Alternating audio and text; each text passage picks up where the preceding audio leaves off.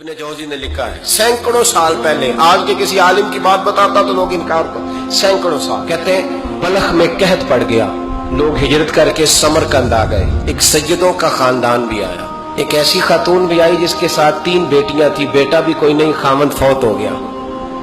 مسجد کے ساتھ مہمان خانے بنے ہوتے تھے، وہاں اس نے بچوں کو ٹھہرایا اور نکلی سمرقند میں کہ کوئی آدمی مل جائے اور اس سے کہوں کہ تھوڑی سی مدد ہو۔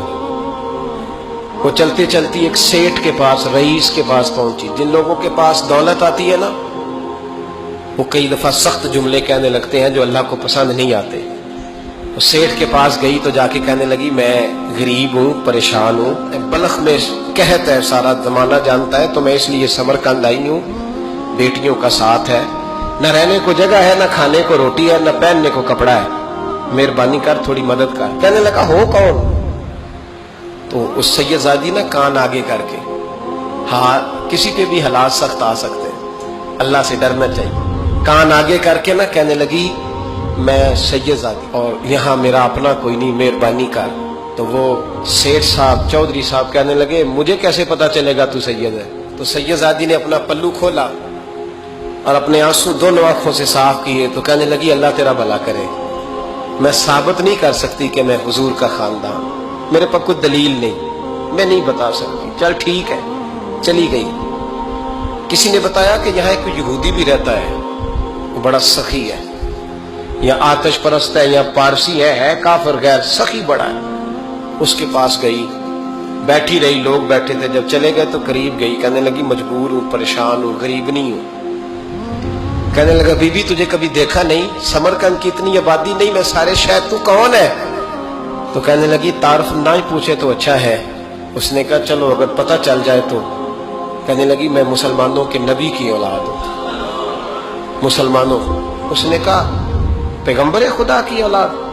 اٹھ کے کھڑا ہو گیا، بی بی کو ساتھ لیا، گھر گیا، کہنے لگا جو صاف ستھرا کمرہ ہے نا اسے پھر دھو ڈالو، ایک دفعہ پھر دھو ڈالو۔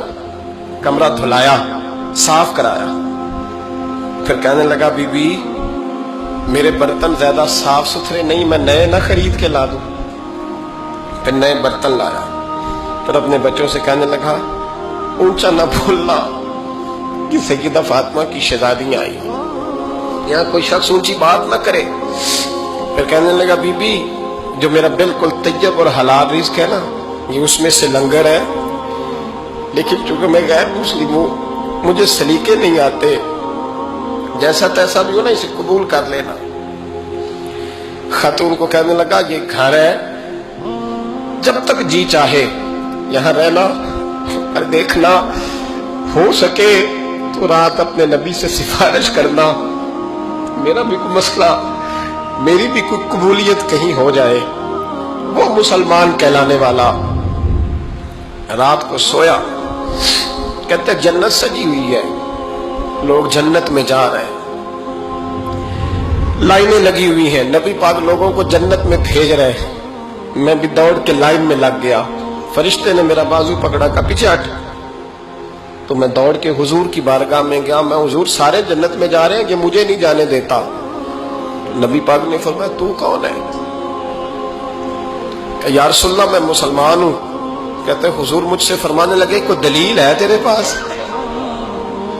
دلیل ہے کوئی تیرے پاس؟ میں چپ کر گیا۔ فرمایا میری بیٹی تیرے دروازے پر آ ہی گئی تھی تو دلیلیں پوچھنے لگ گیا تھا۔ ہمیں جا دوڑ جا، سویرے آنکھ کھلی تو گلیوں میں ڈھونڈتا پھرتا ہے، تلاش کرتا پھرتا ہے، کونے کونے میں جاتا ہے وہ سادات کا گھرانہ کہاں گیا، ڈھونڈتے ڈھونڈتے اس غیر مسلم کے دروازے پہ جا کے پہچان لیا تو کہنے لگا خدا کا واسطہ جو تو نے نوکری کی ہے نا ان کی مجھ سے 11 گنا لے لے، یہ سادات کا گھر مجھے دے دے۔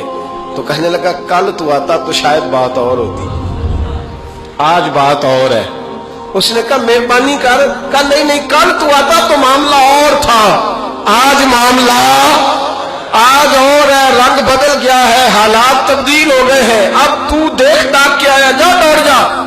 کہنے لگا نہیں مہربانی کر، دے دے، تو غیر مسلم میں تیرا کیا تعلق؟ کہنے لگا چپ کر، غیر مسلم میں کل تک تھا، کل سے سجدوں سے پیار کیا ہے تو میرے حالات سنور گئے ہیں، وہ جو نظارے تو نے رات خواب میں دیکھے ہیں میں نے جاگتی آنکھوں سے دیکھے ہیں، میں نے جاگتی آنکھوں سے، اور تو نے کسی مفتی پیر عالم کے ہاتھ پہ کلمہ پڑھا ہے، میں نے رات محمد عربی کے ہاتھ پہ کلمہ پڑھا، رسول اللہ کے ہاتھ پہ کلمہ پڑھا۔